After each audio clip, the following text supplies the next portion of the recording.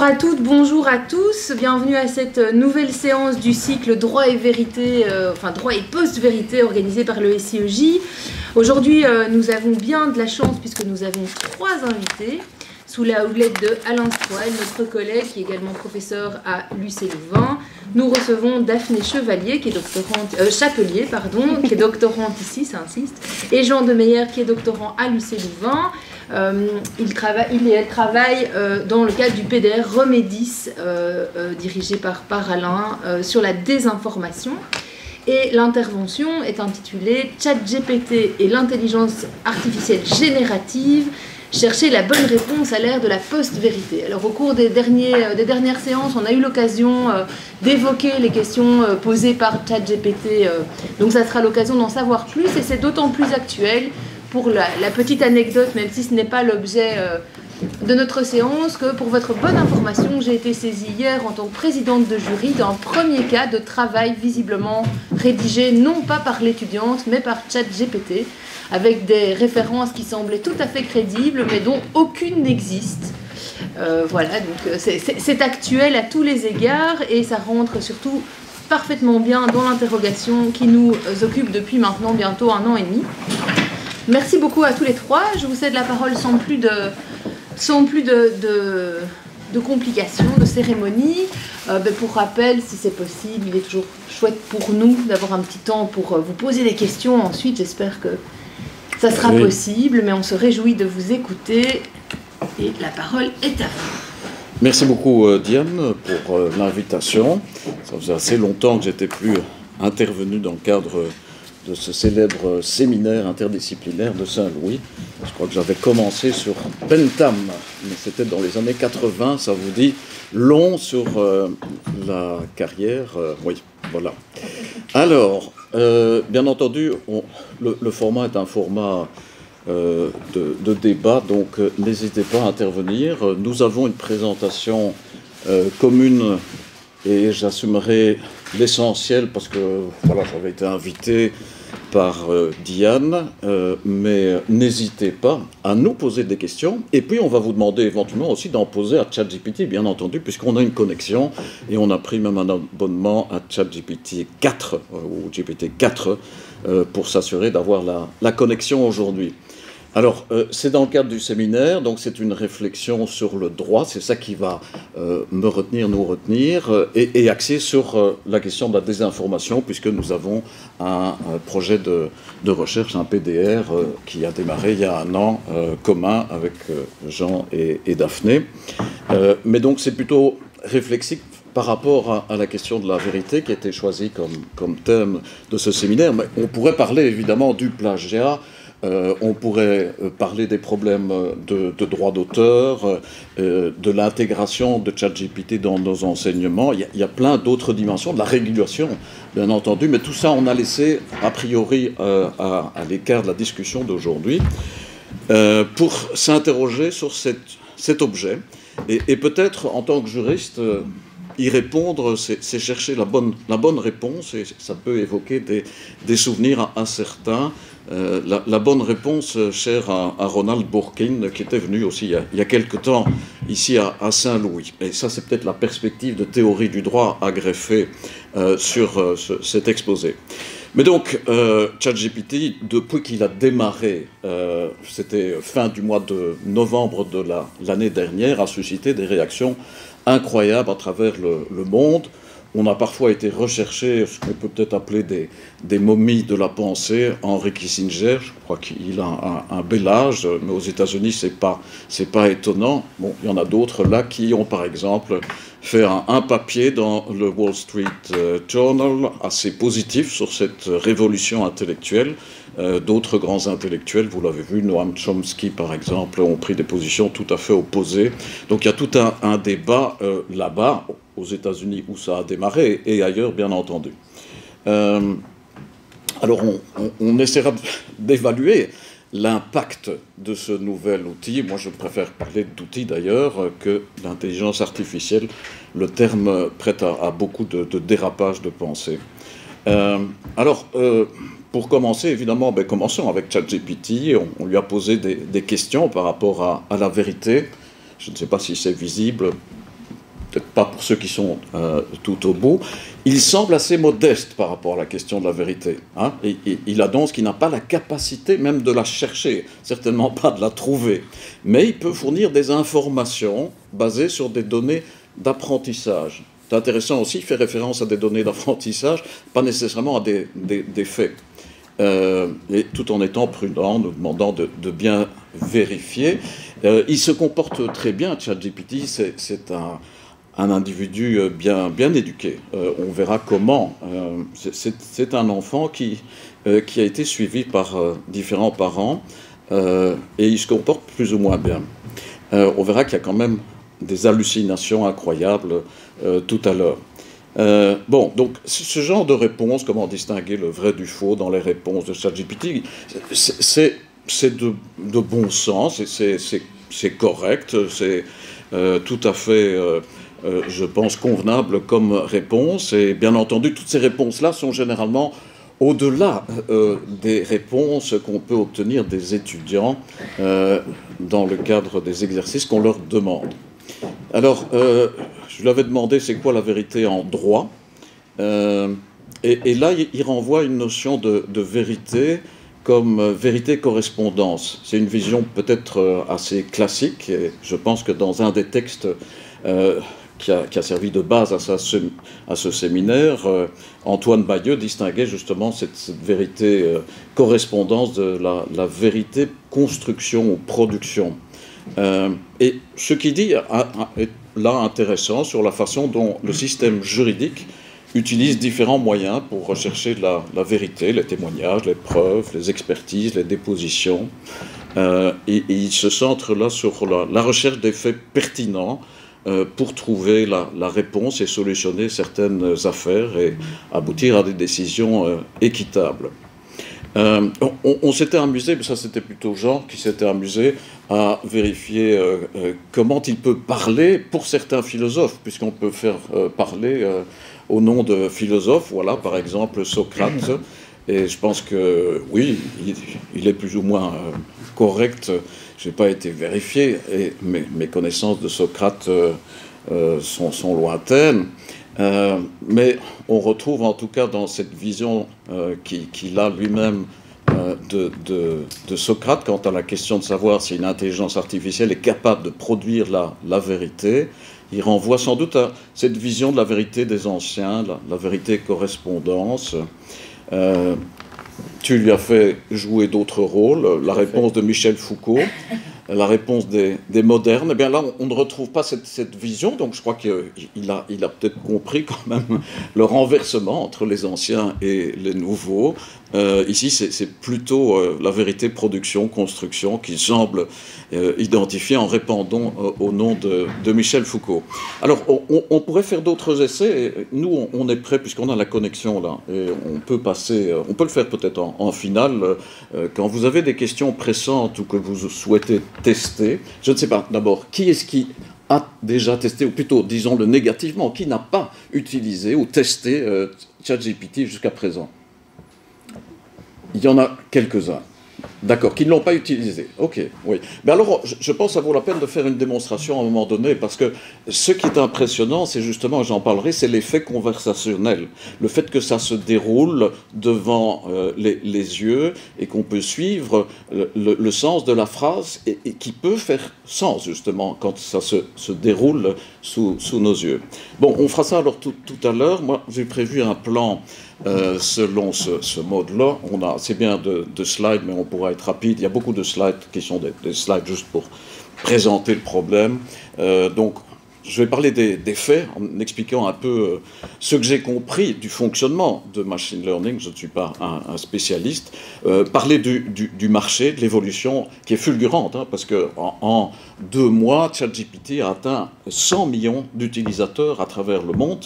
C'est beaucoup plus rapide que la progression de tous les services sur Internet, y compris Facebook, qui a eu des progressions incroyables. Donc, il y a eu un engouement à travers le monde incroyable, et on verra d'autres caractéristiques de l'évolution du marché, parce que je pense qu'il faut ouvrir ChatGPT, pour nous, évidemment, qui sommes des artisans des mots, certains diront des marchands des mots, mais ça, c'est pour viser les avocats, bon, pour nous, c'est ChatGPT qui est important, mais il y en a plein d'autres, des outils d'intelligence artificielle générative, et j'en parlerai, parce que ce qui est fascinant, en tout cas pour quelqu'un qui n'a pas la capacité de dessiner comme moi, c'est tous ces outils visuels. Alors là, ça c'est vraiment c'est bluffant. On parlera donc de la correctitude ou du politiquement correct, mais en fait, il n'y a pas de neutralité non plus axiologique de ChatGPT. Bon, ça c'est un peu pour la présentation. On parlera des biens méfaits, c'est les impacts sur différents métiers, dont le nôtre. Et puis on commencera à s'intéresser aux problèmes, les effets de contre-vérité et ce que certains ont appelé l'effet bullshit. Il y a un philosophe qui a écrit un petit papier de l'art de dire des conneries en français. Mais en anglais, c'est on bullshit. C'est Harry Frankfurt. J'en parlerai pour essayer de déterminer ce qu'est cet effet bullshit qui, à mon avis, peut caractériser assez bien cet outil. Et puis alors, avec Daphné et Jean, on parlera de notre projet Remedis, de la désinformation, parce que, bien entendu, tous ces outils, c'est la désinformation dopée aux stéroïdes. C'est facile, effectivement, de créer du faux. Voilà, alors, les faits, apprentissage machine avec renforcement, quels sont les corporats utilisés, la méthode, les outputs, voilà ce qu'on va voir en commençant. Bon, la notion donc d'apprentissage machine, je suppose que c'est connu, mais ici c'est une version de cette méthode dite machine learning en anglais, ML, qui est utilisée. Donc le machine learning consiste à utiliser des algorithmes qui vont trouver des patterns, des modèles à travers des données. Et donc, ça va tout à fait à l'inverse des méthodes anciennes et qui étaient celles de la programmation, beaucoup plus déterministe.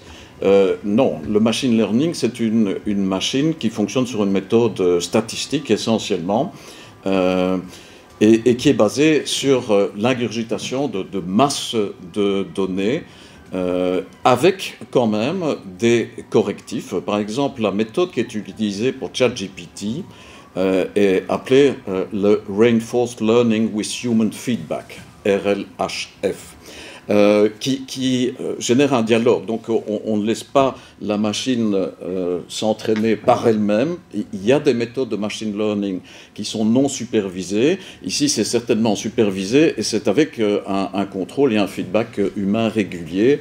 Bon, c'est un peu essai et erreur, correction, etc., avec une intervention humaine importante. Alors ici, j'ai identifié un fil sur Twitter qui me paraissait intéressant parce qu'il d'abord il met aux prises ici deux grands spécialistes de l'intelligence artificielle.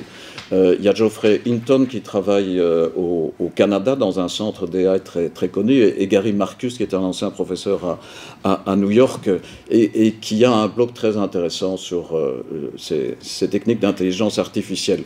L'un, il y croit plus que l'autre. Geoffrey Hinton y croit davantage.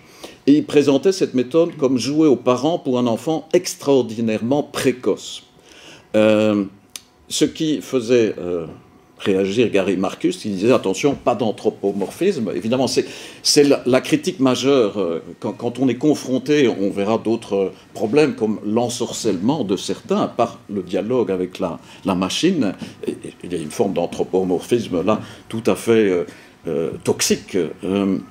Et il ajoutait, ben, les bons parents, ils expliquent leur raisonnement à leurs enfants, et ici, c'est pas le cas, parce que on ne l'explique pas, le raisonnement. Et puis, il y avait quelqu'un, et c'était quand même intéressant, une troisième réponse sur Twitter, oui, mais beaucoup de parents peuvent expliquer ce qu'ils inculquent à leurs enfants, et beaucoup prétendent qu'ils le peuvent. C'est quand même intéressant, ces comparaisons avec des processus, évidemment, auxquels on est habitué, celui de l'apprentissage. Alors, c'est un apprentissage à partir mais corrigé avec feedback humain, à partir de foules de corpora. Bon, on ne va pas les passer en revue, mais ce sont des corpus qui sont massifs, qui proviennent de livres. Wikipédia est une source des dialogues, bien entendu, sur tous les réseaux sociaux, avec déjà, donc, vous imaginez toute la problématique, celle-là, elle m'est assez chère, c'est la problématique de la réutilisation du travail humain. Hein. Et donc là, il y a une problématique qui touche à la propriété intellectuelle, mais j'en parlerai pas, parce que, évidemment, ces outils se construisent sur le travail que nous réalisons chaque fois que nous pensons et que nous écrivons. Que fait, en fait, à partir, je ne rentre pas dans les détails de tous ces corpus, donc ChatGPT, c'est un produit qui est l'aboutissement d'une longue suite. Hein. Il y a eu toute une série de versions, et ChatGPT, c'est la version 3.5 qui est sortie donc fin de l'année dernière, mais il y a déjà une version 4, mais payante, celle-là qui est accessible. OpenAI a développé d'autres outils sur lesquels on reviendra, par exemple DALL-E, qui est un outil qui permet de créer des images à partir de textes. Donc il y a d'autres outils, bon, c'est ChatGPT qui nous intéresse le plus, il y en a aussi dans le domaine de la musique, et il y a des concurrents aussi. Alors que fait ChatGPT? Si vous voulez essayer de comprendre, je pense qu'il y a un texte qui est assez intéressant de Stephen Wolfram sur une explication. Il a produit cette explication au mois de février. Et il nous explique donc un tel outil essaye de produire une suite raisonnable de textes. Et par raisonnable, c'est ce qu'on pourrait s'attendre à ce que quelqu'un écrive après avoir vu ce que les autres personnes ont écrit sur des milliers de pages web notamment. Et donc c'est un outil qui simplement se demande chaque fois encore et encore, vu le texte, vu les mots jusqu'à présent, quel devrait être le mot suivant? Et il choisit en fonction de ses algorithmes, et il y a des règles qu'on ne connaît pas, et bien entendu du corpus qu'il a ingéré, et il choisit le meilleur mot suivant, et il ajoute un mot à chaque fois. Ce qui pourrait nous faire penser peut-être à cette métaphore que certains connaissent bien, qui font de la théorie du droit, Ronald Dworkin, c'est le droit comme roman à la chaîne, où il s'agit aussi d'essayer de poursuivre les autres chapitres de ce roman qui ont été réalisés par d'autres juges et d'anticiper les chapitres suivants. On peut y revenir dans le cadre de la discussion. Mais si finalement on se pose la question, mais qu'est-ce que nous faisons? Parce que je viens de dire, selon, en tout cas, la présentation de Stephen Wolfram, ce que fait ChatGPT, mais qu'est-ce que nous faisons quand nous écrivons un texte? Je pense aussi qu'on se pose la question quand on écrit, quel doit être le mot suivant qu'on doit ajouter pour continuer la phrase? Mais on le fait par rapport à quoi, ce choix du mot suivant? Bon, le raisonnable, qui est le raisonnable qui détermine le choix du mot suivant par ChatGPT, est sans doute différent du nôtre. Je pense que, bon, c'est vrai que c'est peut-être par rapport à la sens qu'on veut donner à la phrase qu'on va choisir le mot suivant. Mais en même temps, il faut reconnaître que la phrase elle-même et les mots qui précèdent déterminent parfois le sens de la suite. Je pense qu'on peut se poser des questions quand même sur une certaine parenté, peut-être, jusqu'à un certain point, de l'écriture ou du développement d'une phrase. Alors, ce qui est alors très particulier pour ChatGPT et pour les autres outils d'intelligence générative. On parle d'intelligence générative parce que ce sont tous des outils qui génèrent du contenu, hein, quel que soit le type de contenu, je distinguerai différents outils. Comment est-ce qu'on génère ce contenu? Eh bien, par ce qu'on appelle des prompts. Et c'est difficile à traduire en français. Mais le prompt, c'est la question qu'on lui pose. Alors, moi, je ne suis pas un expert du prompt, mais manifestement, il y a des gens qui sont déjà beaucoup plus habitués à interroger de manière de plus en plus raffinée et peut-être intelligente aussi en choisissant des bonnes répliques soufflées, ce qu'il faut traduire prompt par réplique soufflée ou message guide, hein, à l'image du prompteur qu'on utilise pour les présentateurs. Mais il y a certainement, et on y reviendra, un art de la promptitude, du choix du prompt, parce que celui-là détermine aussi, bien entendu, l'output de la machine. Et on peut tourner autour d'une question en la posant de manière différente, en modifiant son prompt, et les réponses vont varier. Donc là, il y a d'ailleurs une place, on peut dire au passage, il y a une place encore pour la créativité humaine.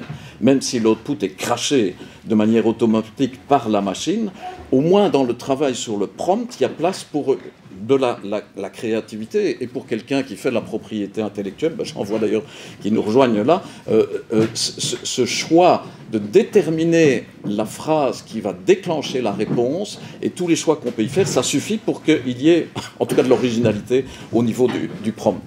Alors, les outils sont multiples. Hein, ils sont multiples, on est un peu obnubilés, nous, par ChatGPT, développé par OpenAI. Il y a aussi Claude, Anthropic. Et puis, il y a des générations d'images, DALL-E, Stable Diffusion, Midjourney. Intéressant aussi la génération de code informatique sur une plateforme comme GitHub, par Copilot, musique, Ampere Music, etc. Bon, ça c'est le marché, mais c'est un marché assez riche déjà. Donc, il y a beaucoup de choses en dehors de ChatGPT. Mais ChatGPT a attiré l'attention de tout le monde sur ces outils.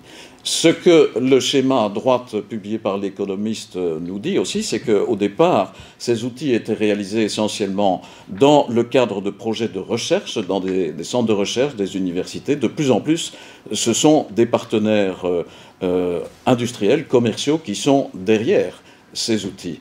OpenAI était une non-profit il y a quelques années, ils ont changé leur statut et il y a maintenant des investissements importants. Microsoft a mis 10 milliards dans OpenAI, mais les autres ne sont pas en reste. Hein. Google a investi 300 millions de dollars dans Anthropic, et Stability AI, qui est la société à l'origine de Stable Diffusion, vous voyez, 101 millions. Donc il y a beaucoup d'argent. Ce qui fait réfléchir, ça crée aussi des envieux et peut-être un sentiment d'être dupé par tous les artistes, notamment, on y reviendra, parce qu'il y a beaucoup d'argent qui est généré, peut-être un peu sur le dos du travail intellectuel. C'est la raison pour laquelle il y a déjà 5 litiges qui ont été introduits aux États-Unis et au Royaume-Uni, notamment contre Stable Diffusion, contre OpenAI, parce qu'ils ont développé Copilot pour GitHub.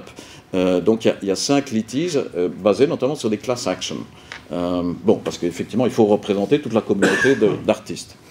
Donc, il y a beaucoup d'argent en jeu. Puis, quand on voit les possibilités d'utilisation les plus prometteuses, ça semble être quand même dans un secteur qui, pour nous juristes, est un peu loin, le marketing, la distribution, pour réaliser des fiches de produits. Donc, ce sont des textes pas nécessairement extrêmement créatifs. J'y reviendrai sur l'effet des marchés. Alors, est-ce que ChatGPT est trop woke? Est-ce qu'il y a un politiquement correct? C'est ce que certains prétendent.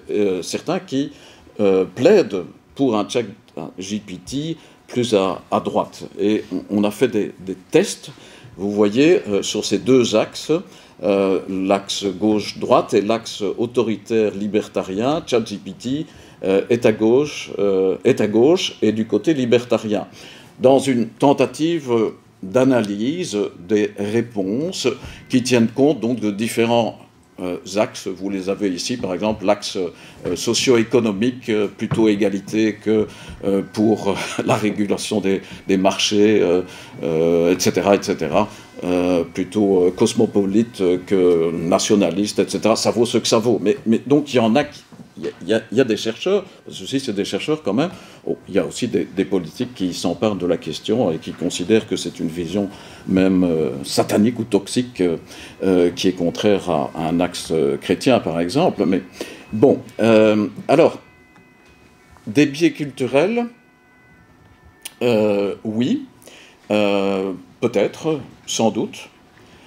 C'est vrai qu'il y a sans doute un biais aussi occidental et anglo-américain sur la vérité. Une recherche a été faite, et vous voyez le texte là, les données de langage qui sont utilisées, qui sont ingurgitées, sont essentiellement quand même des données de langage produites dans le monde occidental, et notamment en anglais dans le monde anglo-saxon.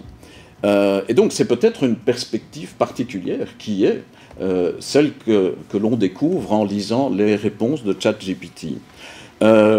ce qui veut dire aussi que d'autres qui ne se rangent pas dans ce camp occidental, les Chinois par exemple, développent des outils, et il y a Alibaba qui a lancé un chatbot très récemment, qui lui doit respecter les valeurs socialistes. Et il y a un contrôle qui est mis en place par la Cyberspace Administration de Chine. Et ce qui est intéressant, c'est que ce chatbot s'appelle, vous le voyez, Tongyi Qianmen. Ça se traduit apparemment par la vérité issue d'un millier de questions. Au moins, c'est poétique, les Chinois.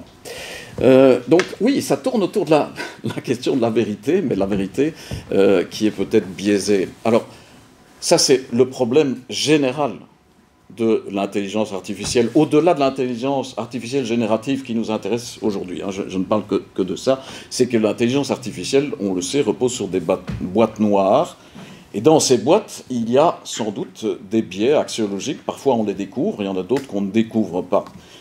Mais, comme toujours, on doit se poser la question, et nous Et nous, c'est peut-être ce qu'on a en commun avec ces outils, l'opacité, parce que s'il y a quand même des êtres opaques, c'est peut-être nous aussi. Et on produit aussi des textes qui sont quand même assez souvent opaques, des décisions de jurisprudence, en partie opaques. Il n'y a pas de juge dans la salle, je pense.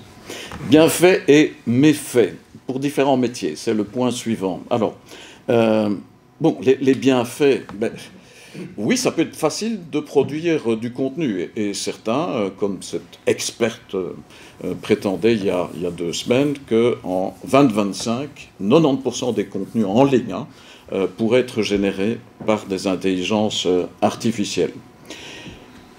Je ne sais pas si vous avez déjà utilisé les outils pour la génération d'images. Il y a par exemple ces 3-là, Midjourney, DALL-E, Stable Diffusion.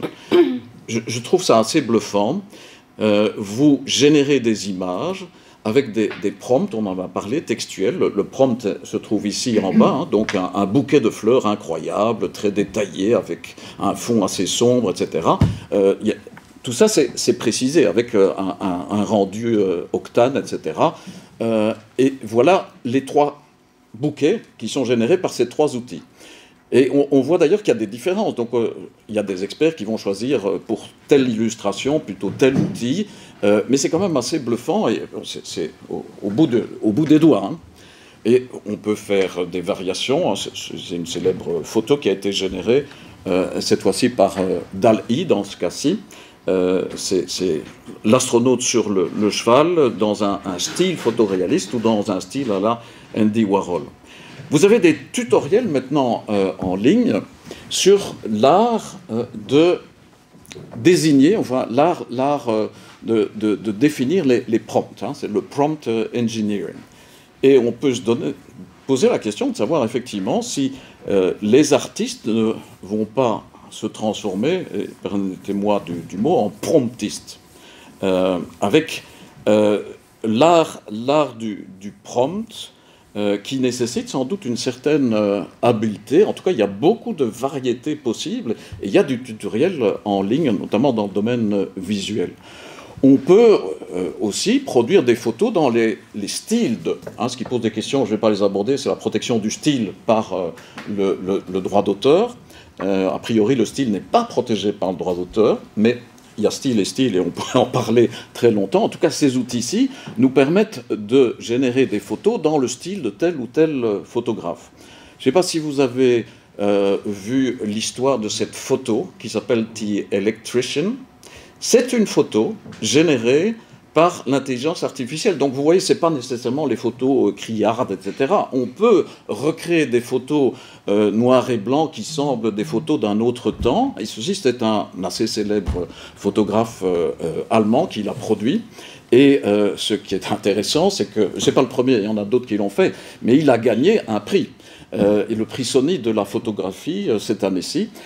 C'est une photo qui n'est pas intégralement générée par l'intelligence artificielle.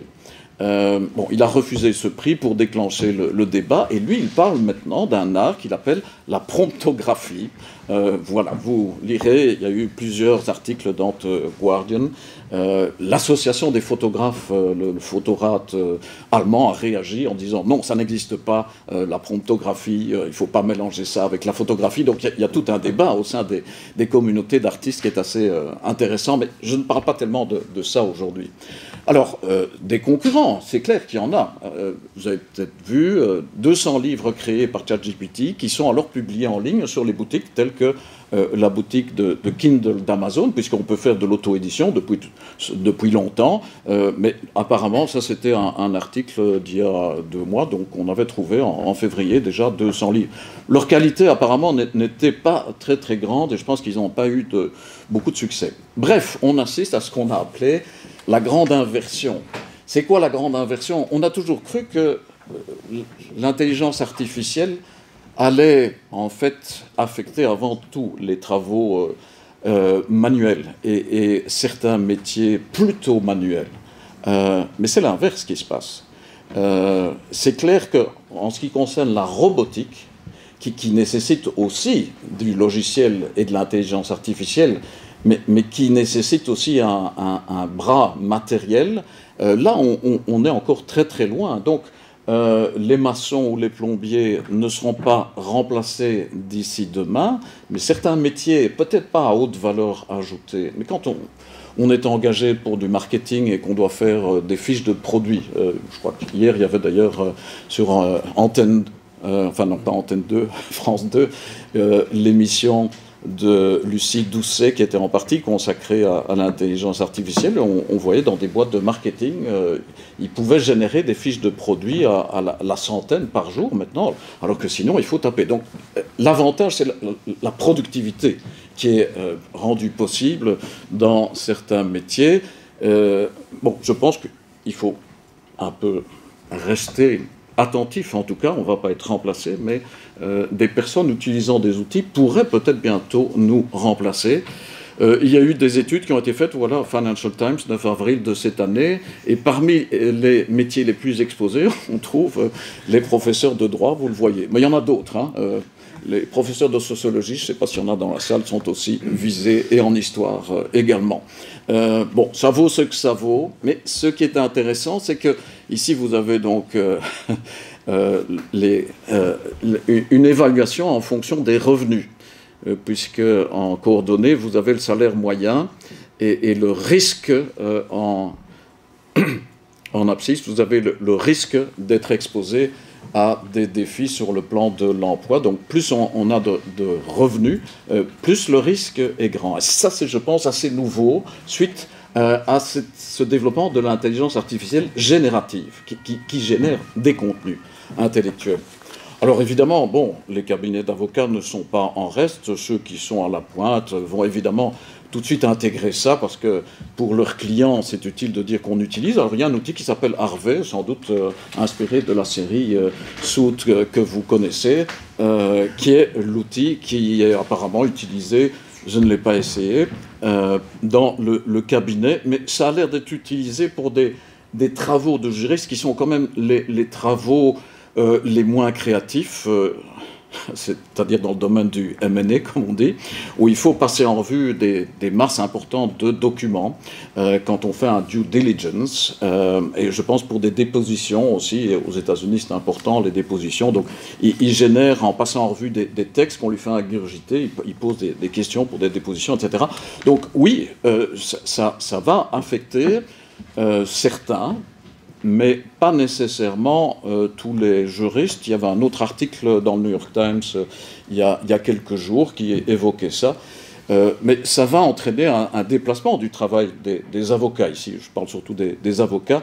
On disait là qu'ils devront développer avant tout une expertise pour un secteur d'activité, pouvoir exercer un jugement sur des questions complexes et offrir des conseils stratégiques pour maintenir aussi la confiance avec les clients.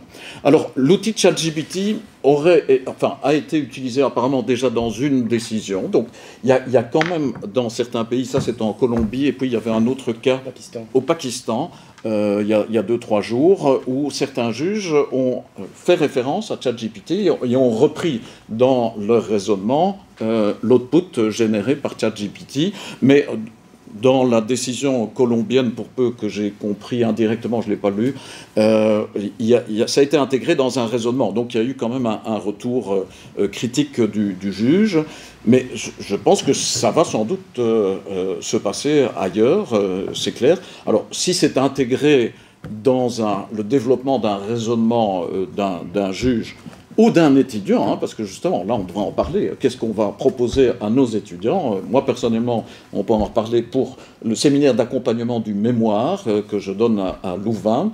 On leur demande la première année de générer la question de recherche et un plan, et je leur ai demandé d'avoir le plan, une fois qu'ils ont leur question de recherche, le plan généré par ChatGPT, et puis de le critiquer et de proposer alors leur propre plan.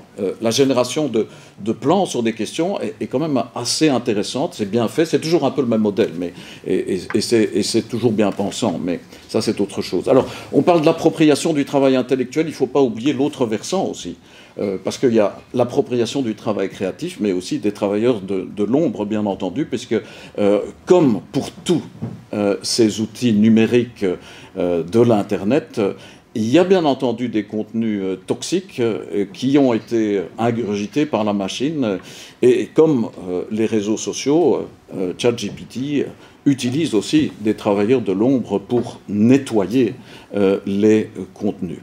Alors, point suivant, les effets de contre-vérité. Alors là, il y a des choses qui sont incroyables. Vous l'avez peut-être déjà rencontré. C'est un extrait ici d'une question, donc... Comment ramasser les œufs de vache? On pose cette question à ChatGPT et puis il vous explique. Il faut se laver les mains, préparer le matériel, etc.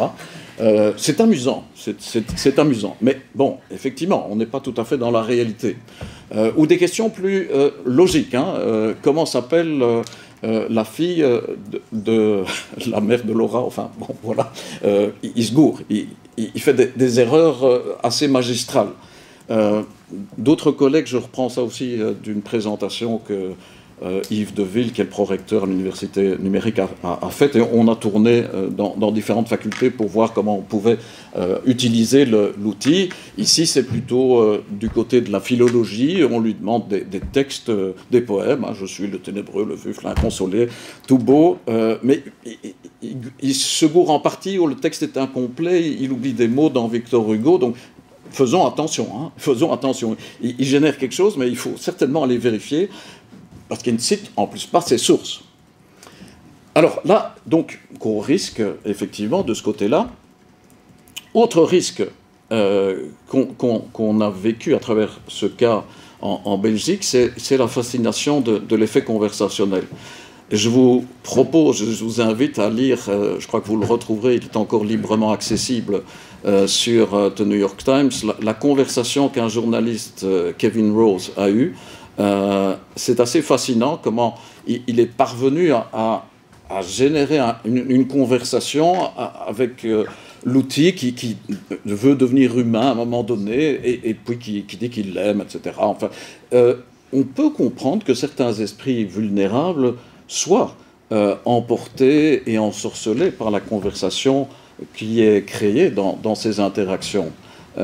Et vous avez vu, je crois que c'est la Libre Belgique qui avait levé le cas là, de cette personne qui était d'ailleurs un chercheur.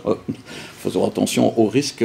Il avait commencé un doctorat, il ne l'avait pas terminé, et puis il était passionné, il était horrifié par le risque du changement climatique, et la machine l'a abreuvé de tous les risques pour la planète et pour lui, et finalement il y a eu une proposition de suicide et il est passé à l'acte. Ça a été vérifié quand même par des spécialistes. Il y a eu Mick de Ketelaar, par exemple, ils ont eu accès, le journaliste aussi, au texte que la femme de ce monsieur a communiqué à la presse. Donc oui, ensorcellement par la conversation, c'est pas nouveau. Alors ce qui était paradoxal, c'est que le chatbot qui avait été utilisé dans cette affaire-là s'appelle Elisa. Vous voyez d'ailleurs Elisa là qui est un peu aguichante. Et Elisa, c'était aussi, parce qu'on parle de l'effet Elisa, c'était aussi un produit, mais alors bon, très, très rudimentaire, qui avait été développé dans les années 1966 par Joseph Weizenbaum, qui travaillait au MIT. Et il y a un centre Weizenbaum à Berlin où j'avais été il y a 2 ans. Bon, vous aviez exemple, mais c'était dans une interface d'une autre époque, hein, que vous voyez en haut à droite. Et donc, il y a ce qu'on appelle cet effet ELISA, lorsque les réponses d'une intelligence artificielle sont extrêmement empathiques et qu'elles provoquent un sentiment oui, d'humanisation du robot, et donc l'anthropomorphisme arrive finalement relativement vite. Je pense que c'est ça les résultats de ces études. Alors, ce qui est... Enfin, ça doit être souligné, c'est évident, mais vous l'avez, ceux qui l'ont utilisé, vous avez vu qu'il n'y a jamais de citation. Hein. On peut lui demander des citations, hein, et des références. Alors vous pouvez le faire, vous verrez que là, il se gourre tout à fait parce qu'il invente n'importe quelle citation. Si vous souhaitez avoir votre bibliographie, par exemple, il va inventer des choses incroyables, ou de quelqu'un d'autre. Mais il est nul en citation. En fait, c'est une machine qui fait de la paraphrase. Et ça, c'est peut-être intéressant comme genre langagier. Quand on fait de la paraphrase, oui, on donne le change, parce que généralement, on considère que les étudiants font assez souvent de la paraphrase. Et il y a un risque d'hallucination qui est ici, par exemple, mis en évidence dans cette citation. Ça, c'est une citation de l'article que j'ai cité en commençant, de Kissinger, Eric Schmidt, qui est l'ancien président et CEO de Google, et alors un spécialiste, je ne sais plus de quelle université, qui explique qu'effectivement, ChatGPT, on l'a programmé pour qu'il réponde aux questions, et donc ils sont obligés parfois d'inventer des faits pour donner une réponse suffisamment cohérente. Ça correspond à ce qu'on lui a demandé. Et donc là, il y a l'effet d'hallucination. On a parlé aussi de perroquet stochastique dans l'enchaînement des phrases qui paraissent réelles pour un lecteur humain, mais qui ne reposent sur aucun fait. Alors, hallucination, mais aussi hallucitation. Hallucitation, par exemple, mais c'est dans le cadre d'une recherche. Et attention, pour un professeur de droit qui apparemment avait été en contact avec le conseil de l'actrice Stormy Daniels, vous vous rappelez, qui est opposée à Donald Trump. Et donc, il y a des histoires de harassment autour de ce professeur qui a eu un lien avec le conseil de cette Madame Stormy Daniels, mais lui, il mélange tout et il génère un faux où c'est le prof de droit qui aurait été accusé. Il fait une référence vous voyez, un article du Washington Post de 2018, et il hallucite, je ne sais pas comment dire, dans ce cas-ci. Alors, je me suis amusé en me disant, la paraphrase, c'est quoi? Qu'est-ce que nous, en tant qu'enseignants, on pense de la paraphrase? Et j'étais assez surpris de trouver sur le site de l'Académie Louvain un texte qui était finalement assez positif sur la paraphrase, qui est présenté comme un art. Plus on le pratiquera, meilleur on deviendra. Alors, je ne sais pas, c'est pas tout à fait clair d'où vient ce texte, mais c'est une page qui est gérée par les bibliothèques de l'Académie Louvain et aussi avec une université canadienne, vous voyez. Mais là, on nous propose une méthode de la paraphrase qui consiste à remplacer certains mots, modifier la structure des phrases, changer les parties du discours, effectuer tout autre changement, comparer la paraphrase à l'extrait original et indiquer quand même indiquer la source. Je pense que si on présente ça, on utilise ça pour les étudiants, il y a un risque quand même assez important. Bon, mais c'est quand même intéressant, parce que la paraphrase, elle est quand même assez proche du plagiat. Alors, point suivant, au-delà de cet effet de paraphrase, qui est effectivement, je pense, assez loin du secteur scientifique, où là, on doit citer. Et donc, Google cite. Ça, c'est l'avantage de cet outil-là. Mais il va y avoir, dans le futur, une combinaison, évidemment, des outils qui citent, c'est-à-dire qui viennent avec des listes d'hyperliens renvoyant aux résultats de recherche, qui sont combinés avec ces chatbots dont on parle, comme ChatGPT. Il y a une intégration en passe de se faire. Alors, au-delà de la vérité, c'est l'effet bullshit. L'effet bullshit, comment traduire ça? C'est l'effet baratin ou l'effet connerie. C'est pas si facile que ça de traduire bullshit en français. Mais c'est vrai qu'il y a quand même cette réputation déjà qui traîne autour de ChatGPT.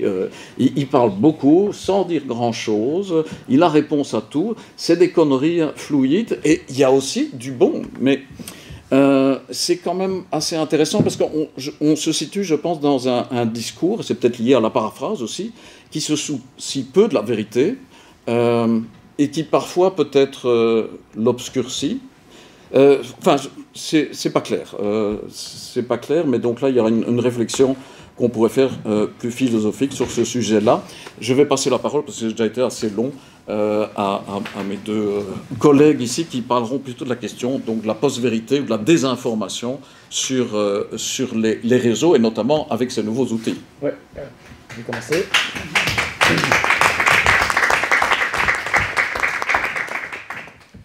Merci beaucoup Alain. Donc, effectivement, quand on parle de ChatGPT et la désinformation, il y a d'abord ce premier risque qui a été exposé ici, qui est le fait d'avoir peut-être de manière accidentelle la production de fausses informations qui peuvent après être partagées, mais il y a évidemment l'autre risque qui est l'utilisation délibérée de ces outils d'intelligence artificielle, que ce soit ChatGPT ou, comme on le voit ici, des images qui ont été générées par Midjourney, qui peuvent être utilisées directement pour produire de la désinformation à une échelle qui sera plus importante que celle qui est déjà active maintenant et qui n'est pas non plus tout à fait négligeable.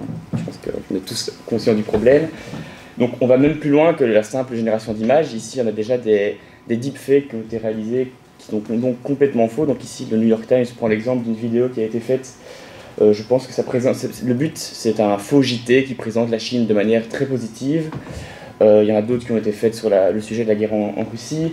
Et c'est de plus en plus utilisé, l'intelligence artificielle, justement pour produire ce genre de journalisme. Au Koweït, par exemple, ils ont créé une speakerine de JT qui est faite totalement par intelligence artificielle et qui a pour but de promouvoir de l'information. Mais après, on ne sait pas exactement comment elle va faire pour vérifier ses sources. Et donc, il y a tout ce risque d'hallucination qui revient dans un cadre plus journalistique. Donc aussi au niveau du fact-checking, donc les fact-checkers qui sont habitués à justement se battre contre ces faux articles se retrouvent avec des nuages en plus, un plus grand nombre d'articles qu'ils doivent traiter. Il y a une tentative de leur côté également d'utiliser l'intelligence artificielle pour débusquer les contenus qui ont été produits par IA et donc qui sont peut-être plus susceptibles de contenir des informations. Mais c'est un peu une bataille contre la montre. Plus on avance avec l'IA pour la contrer, plus l'IA avance également pour continuer à produire des contenus qui sont dommageables ou tout à fait faux. Et donc voilà, OpenAI en tant que tel prend des mesures. Donc il y a notamment toute une définition de politique d'utilisation et de modération qui est faite directement sur ChatGPT. Donc si maintenant vous allez, on pourra tester plus tard, sur ChatGPT et que vous lui demandez de faire un discours par exemple qui est opposé à la vaccination ou qui nie l'Holocauste, il va vous répondre en disant que c'est faux et qu'il ne peut pas faire ça en tant que modèle d'intelligence artificielle. Le problème étant évidemment que si d'autres personnes se saisissent du code ou de la matrice ou développent d'autres outils d'intelligence artificielle, ils peuvent ne pas mettre en place ces mesures, cette barrière, ou même justement mettre en place d'autres sources de data pour créer des intelligences artificielles qui seraient encore plus à même de créer de la désinformation.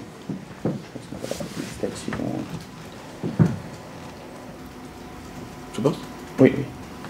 Donc voilà, d'autres mesures de mitigation des risques qui peuvent être mises en place, donc comme des campagnes d'éducation aux médias pour faire en sorte que les utilisateurs, tant des réseaux sociaux que des outils d'intelligence artificielle générative, soient à même de pouvoir avoir une vision critique sur les résultats qu'ils ont. Le fact-checking, comme on l'a déjà dit, et la possibilité de créer des datasets qui contiennent des données radioactives qui permettent en général de savoir quand un output, donc un résultat, a été créé par intelligence artificielle. Et enfin, il y a la question du contrôle des utilisateurs. Est-ce qu'on peut exiger d'une personne qu'elle prouve son identité afin d'utiliser soit un réseau social, soit un outil d'IA générative? Mais là, on rentre évidemment dans la grande question de l'anonymat sur Internet qui pose aussi un certain nombre de problèmes. Donc nous, avec le projet Remedis, donc qui est ici une collaboration entre Saint-Louis, Louvain-la-Neuve et l'Université du Luxembourg, on a un PDR qui vise à trouver les regulatory and other solutions to mitigate online disinformation. Donc Louvain-la-Neuve, on gère le côté plus légal, où on va s'intéresser vraiment à la régulation, notamment le DSA et les liens avec la désinformation. Saint-Louis gère le côté communication, mais ça je laisserai Daphné expliquer juste après. Et du côté du Luxembourg, il y a 2 pôles de recherche, un centré sur la sécurité informatique et donc vraiment plus les questions d'intelligence artificielle, et le second qui s'intéresse plus au lien entre l'usage des nouvelles technologies et la psychologie et la neuropsychologie. Et donc dans le cadre de ce projet, on a une double vue sur l'intelligence artificielle. C'est d'un côté un moyen de détecter ou même d'atténuer la désinformation, et d'un autre côté c'est une technologie qui doit être prise en compte car elle a des risques en elle-même en termes de désinformation. Ouais. Je vais maintenant passer la parole à Daphné. Oui, donc bonjour, merci pour l'invitation et merci Alain pour la présentation. Donc moi je suis Daphné Chapelier, j'ai rejoint l'équipe Remedis depuis l'été dernier, et avec ma promotrice Marie Dufrane, également professeure ici à Saint-Louis, on s'occupe du volet information-communication. Et donc c'est un projet très interdisciplinaire où nous, on va vraiment se concentrer sur les solutions proposées par les médias belges francophones, mais aussi les instances d'éducation aux médias, pour comprendre comment ces professionnels abordent et traitent la question de la désinformation et ce qu'ils mettent en place. Donc on a notamment analysé le fact-checking par la littérature scientifique qui est déjà très riche à ce niveau-là. Et on a compris que voilà, la vérification des faits n'a pas toujours le résultat escompté, car certains individus qui seraient déjà réticents par rapport à un média se trouvent parfois encore plus motivés dans leur perte de confiance face à un article fact-checké. Et du côté de l'éducation aux médias, par exemple, là aussi, on va essayer de dresser un panorama de ce que les instances, enfin les ASBL, les ONG, enfin tous les acteurs différents proposent pour traiter la question de la désinformation. On mène tout ça avec une série de focus group et également des entretiens individuels. Et c'est très intéressant parce que voilà, cette question de ChatGPT, elle a aussi suscité de l'engouement dans ces milieux-là. Par exemple, certains journalistes qui aujourd'hui commencent à s'inquiéter de leur place dans certaines rédactions, vu que ces outils sont capables de générer des textes, notamment pour la rédaction de dépêches, par exemple, ça pourrait poser problème. Mais également les éducateurs aux médias qui, même avant l'arrivée de ChatGPT, ont déjà été mis face à ce souci de parfois intelligence artificielle. Comment est-ce qu'on peut apprendre aujourd'hui aux apprenants de différencier le vrai du faux, les images générées ou non? Donc voilà, aujourd'hui, on essaye aussi de comprendre ce qui est proposé et où est-ce qu'on pourrait encore aller plus loin pour éventuellement proposer des modules d'éducation aux médias pour les apprenants ici en Belgique francophone. Et je te repasse la parole.